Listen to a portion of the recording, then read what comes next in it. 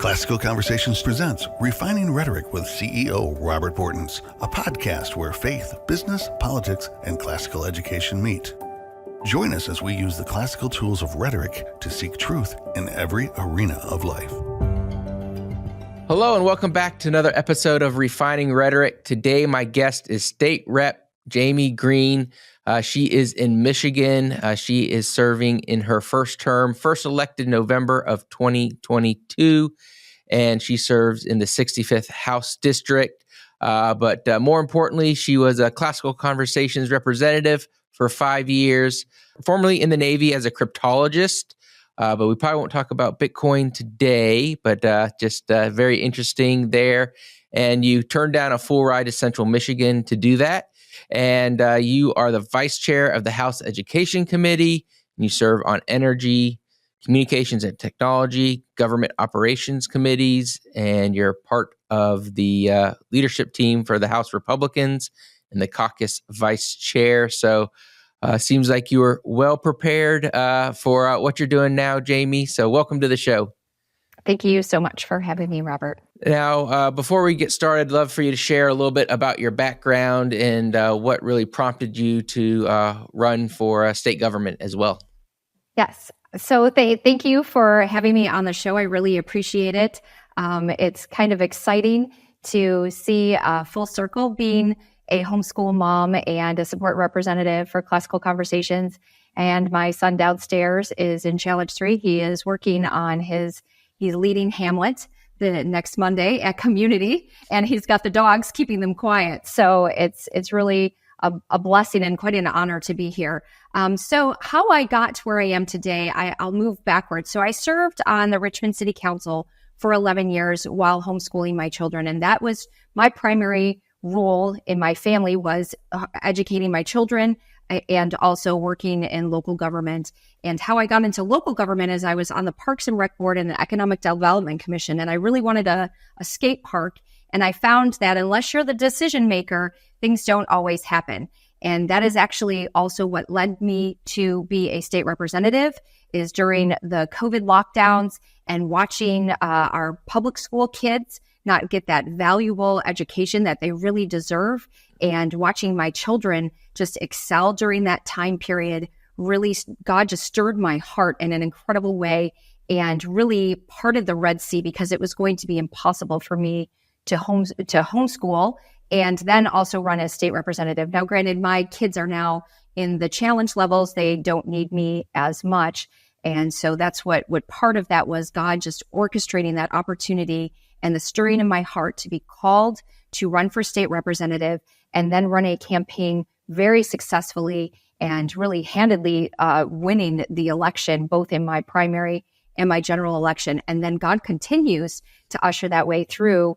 I mean, isn't it incredible that a homeschool mom is the vice chair of education? And if the Republicans were in power in the state of Michigan, you would have a homeschool mom as the chair of the education committee, cultivating and writing policy for education in the state of Michigan. And then these opportunities, like as you did a list of where God has placed me in leadership positions. And so I'm able to serve the state of Michigan in a very incredible way. I love to hear people's stories of how God's moved them, because I really believe that all of us have a responsibility in a constitutional republic that we live in to be engaged in government. You know, if we were in a monarchy or something, of course, we'd still have responsibilities there, but we actually have the opportunity to run, get our ideas out there, and see if we can make a difference. And if we don't, we'll be ruled by pagans. And nobody wants that. Even Richard Dawkins said he wants to live in a Christian country, and he's an atheist. So that's pretty cool. Now, what you guys are in the minority now. So I just what does that really look like for you all? Like, are you trying to just stop bad bills, or are you able to still help craft the legislation? Or and then what's the plans for August, I think, is when y'all having your next election as far as the primary is concerned. So give us a quick synopsis of Michigan politics right now. So right now in Michigan, for the first time in 40 years, there's actually a Democrat trifecta. So they had a lot of pent up energy. So it's very difficult right now to get any of our legislation passed. I have been working, and some of our other Republican members have been working across the aisle to try and make legislation less. Right now, I'm actually activating residents across the state of Michigan and teaching them how to get involved in politics, and especially they're contacting their own state representative and their own senators and even the governor, because we have successfully homeschooled in the state of Michigan for the past 30 years. And this is just one of many things that are coming down the pipeline. But and we can talk about the story of how this came about, but there is this movement on the Democrat side to register homeschool students. And it's not just a registration, but they want to register homeschool students, private school students, and parochial students, which is a really big issue because Michigan traditionally has been a leader in education freedom across the country. And that is quickly eroding and may even be eroded within this year. So we don't have any power, actually, but all we can do is form relationships and educate the Democrats and teach them why these policies will actually hurt even some of their most vulnerable constituents, because homeschooling offers so much an opportunity, and even those private schools, to have a customized education for kids who really deserve it. And so it's not great to be a Republican in the state of Michigan right now, but there is a core group of us, I call us the remnant, that is fighting through and is trying to preserve what we currently have, and then of course try to change policies. And my number one goal obviously is to flip that House in November, so we can at least put a pause. We will win the Senate or the governor seat, but at least the House can offer some type of balance back to Michigan, where it's not just these woke progressive policies. Yeah, absolutely. So for those who aren't aware, Michigan is one of, I believe, 11 states that does not require homeschool students and some of these other ones to register with the state. And so each state's a little bit different on how they do that. But one of those things is, do we want to register with the state? Like, is that something that would benefit us? I don't believe so. We believe in freedom and liberty, but there was a big case, I think, out of California where there was some abuse in a homeschooling situation, and some Democrats and some progressive has used that to try to create more really registrations and different things on homeschoolers all around the U.S. But you guys have the trifecta there in Michigan, so it's much more a clear and present danger there.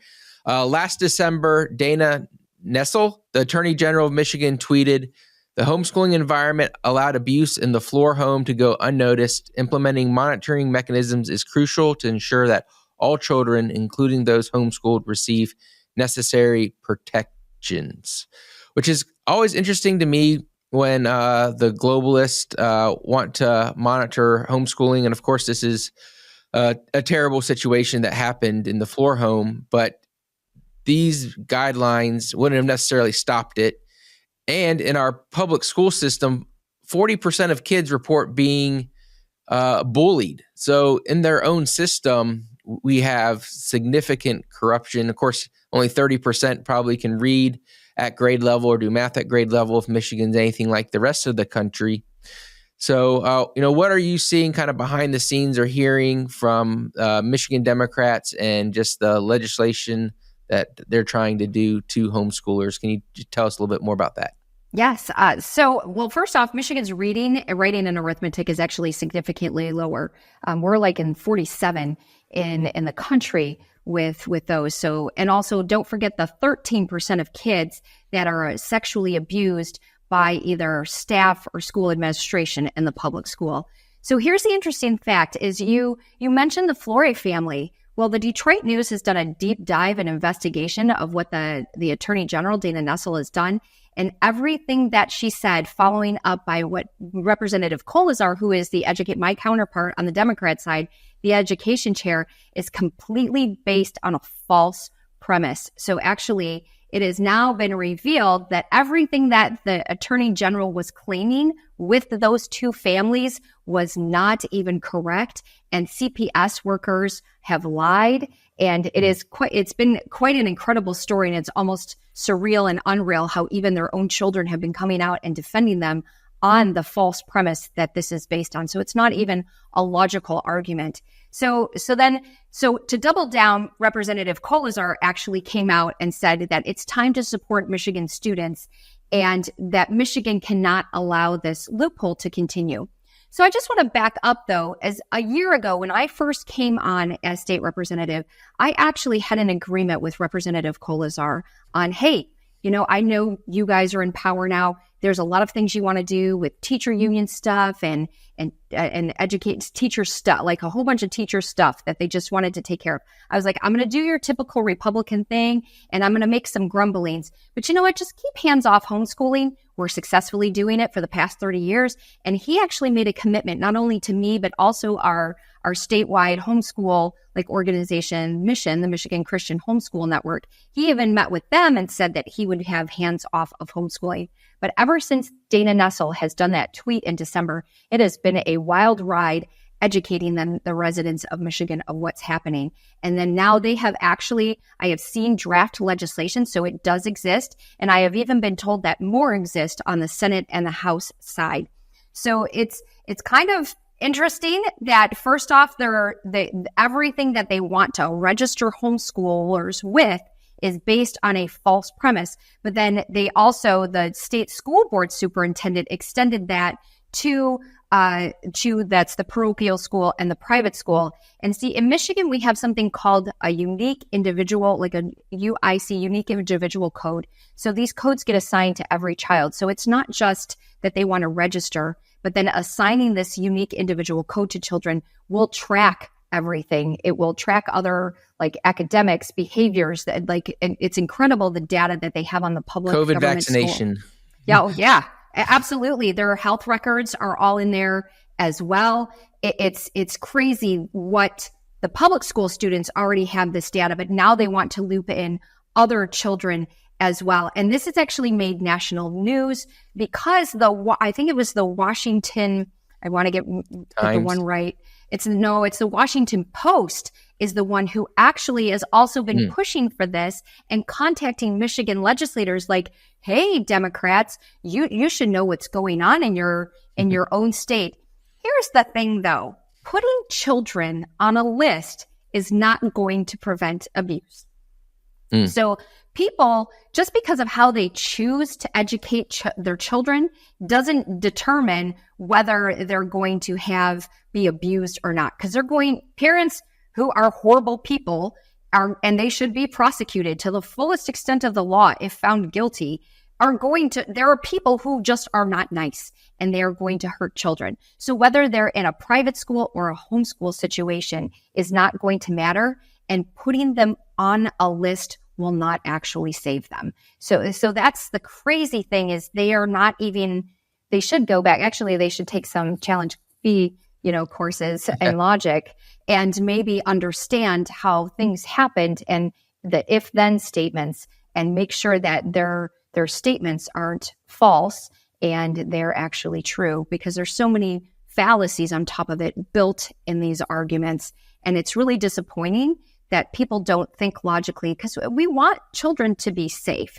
But if you actually go data driven, children are less likely to be abused in a homeschool situation than they will in a public school situation.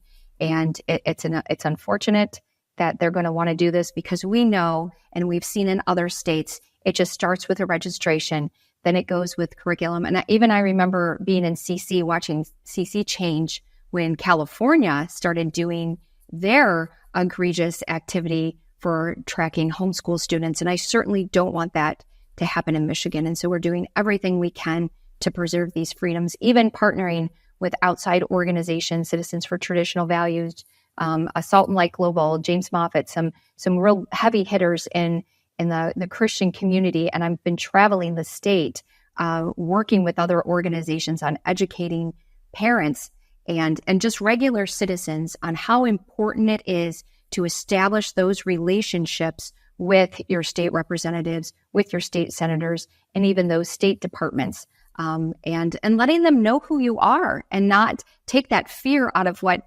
homeschooling is, because you and I both know, Robert, that homeschool has changed so much in the last 30 years, and even just in the last 10 years.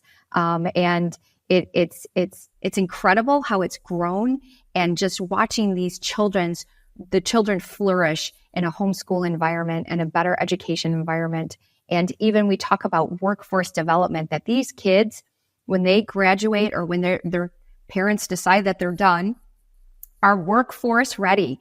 They don't necessarily need to have that unless they're going into like engineering or something, but they become business owners and they become great in the workforce, and employers want to hire them because they're educated and they're smart and they show up on time and they're well behaved, which is actually something we're lacking in our society now. Hey everyone, I want to interrupt really quickly to let you know that we are collecting stories. We want to collect your story, in fact, of anything noteworthy or exciting going on in your community so that we can share it with our audience. We have so many great things going on inside of Classical Conversations.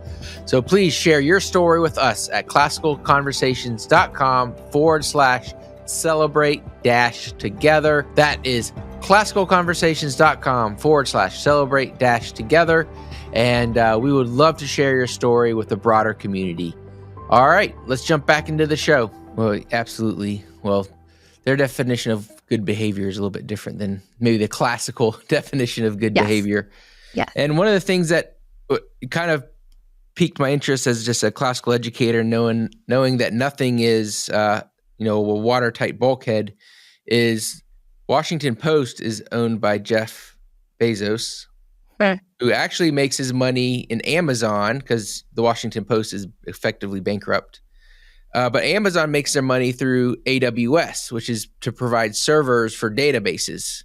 So it's good for Jeff Bezos if we get more people in databases for his personal pocket. So just, maybe that's a little too tinfoil hat. I don't know.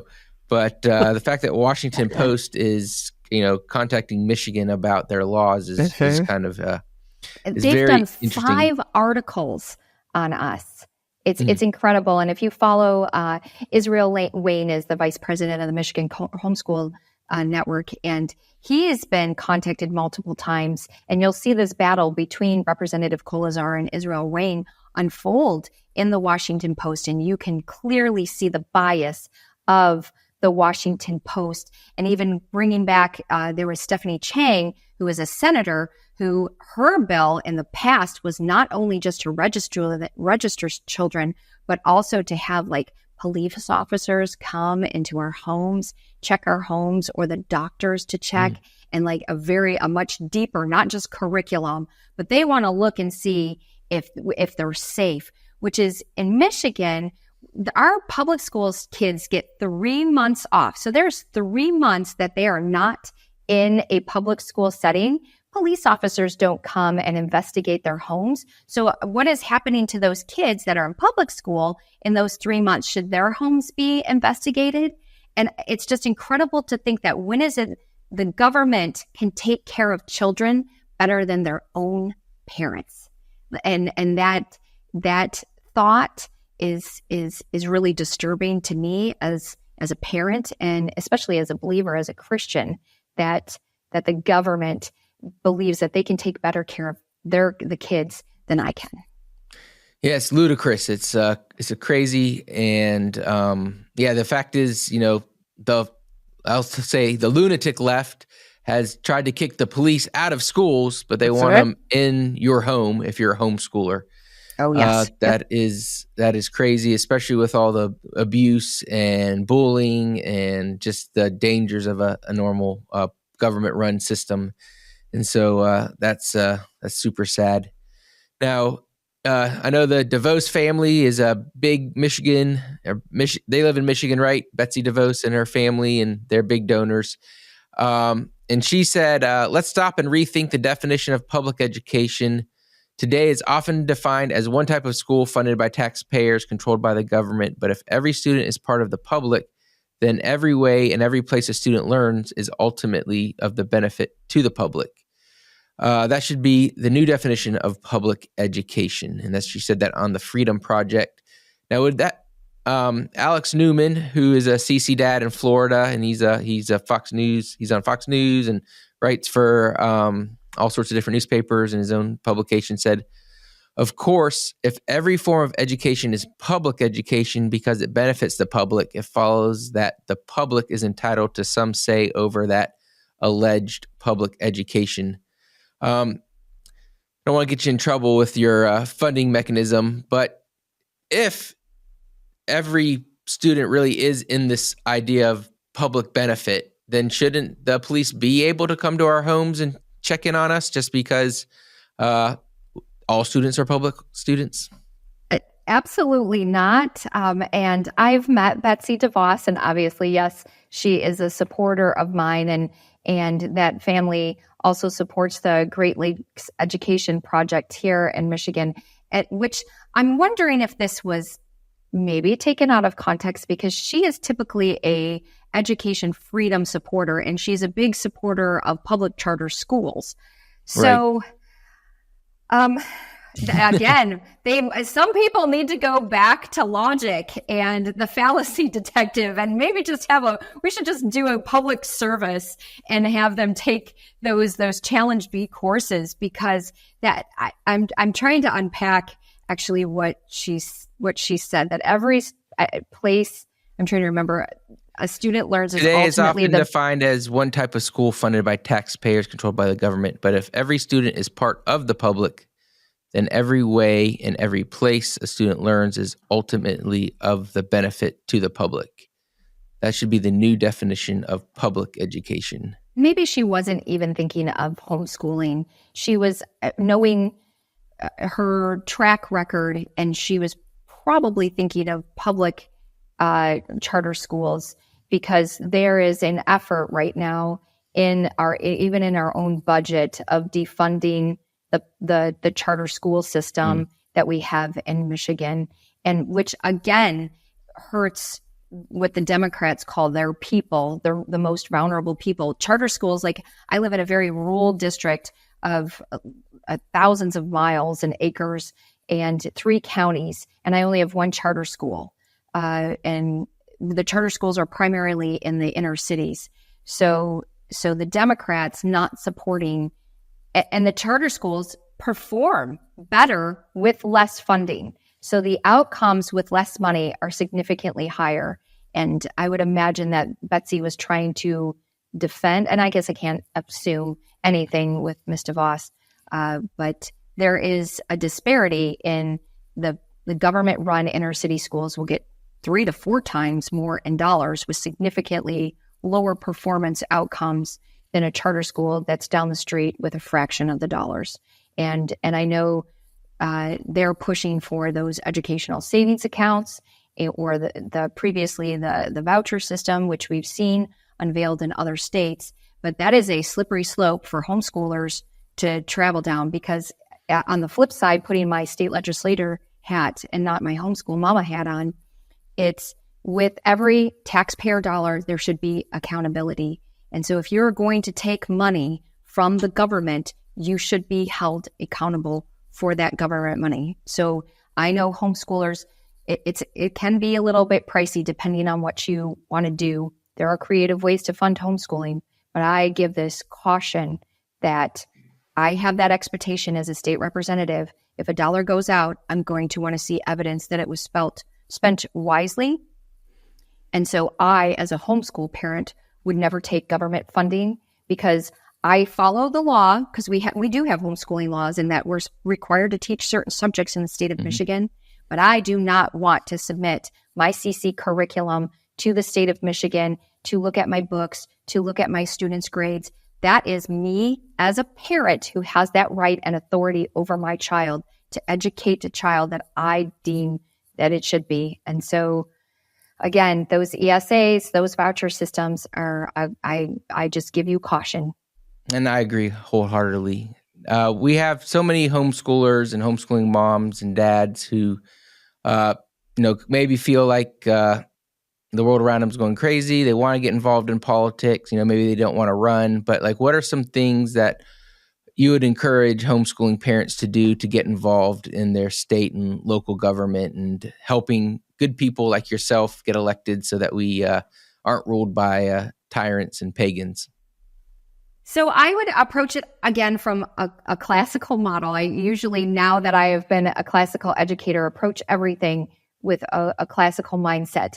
And how I got started initially, because you don't just want to jump in and run for governor or Congress, which great if you can. I wish you much success. But if you, as a homeschool parent who also has limited time, get involved in your library board, your Parks and Rec, the Economic Development Commission, and your local municipalities, just serving on these boards actually has a tremendous amount of influence. And even local city councils or township, we have village townships and cities in the state of Michigan. Sitting on those boards and running for election for those boards is a great way to get it started. And of course, even as homeschool parents, we also have neighbors who are in that government education system, and we should take part in our school boards as well to make sure that those kids have the same opportunity that our own kids have. And so there are plenty of ways to get involved on a local level. And I just want to encourage you to, if you can't run for an elected office, sit on a board. It's usually a very limited amount of commitment, or find and vet candidates and friends and support them. So just not say, hey, here you go ahead, but like use your time, talent, and treasures to support them. Invest in them with like walking alongside of them and door knocking, financially contributing to them. And then of course, when they're putting themselves online out there, or even in their own board meetings, that you are being the voice of reason and continuing to support them and counsel them and mentor them.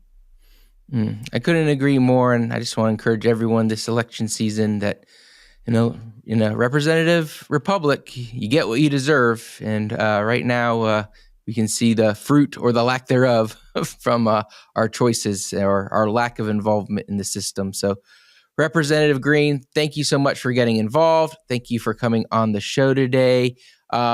What's a website that people can connect with you? I know these elections take a lot of money and door knocking and calls. So if people want to volunteer or donate, what's the best way for them to do that? Yes, absolutely. So my offsite email address would be vote, for FOR Green, GREENE.com. So voteforgreen.com is my campaign site. Of course, if you have policy questions, you're more than welcome to reach out to me at jamiegreen@house.mi.gov. That's my name, JAIMEGREENE. And same with then, so there's the two sides. There's the campaign side, and then of course then the policy side, which I'm happy to listen on both ends for those conversations. Awesome. Well, thank you so much, and good luck in your primary and then in the general election this fall. Thank you so much.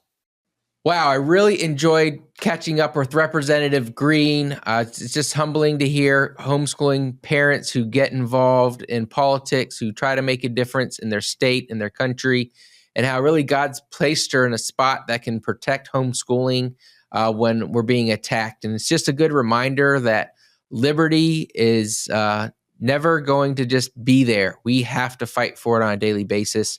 So get involved, go to your favorite search engine, find out who your representatives are, email them, let them know that you really just support them, whether they're on the left or the right. Just thank them for serving, and that you homeschool, and that you just want to keep homeschool free, and keep listening to this podcast, share it with a friend, and get involved, and be sure to be registered to vote for this upcoming election. Because we get the government we deserve, because we're in a constitutional republic. Until next time, God bless. Thank you for listening to Refining Rhetoric with Robert Bortins. Want more? Make sure to subscribe so you won't miss an episode. You can also follow us on social media to continue the conversation, and visit classicalconversations.com/rhetoric to find out how you can join a local homeschool community.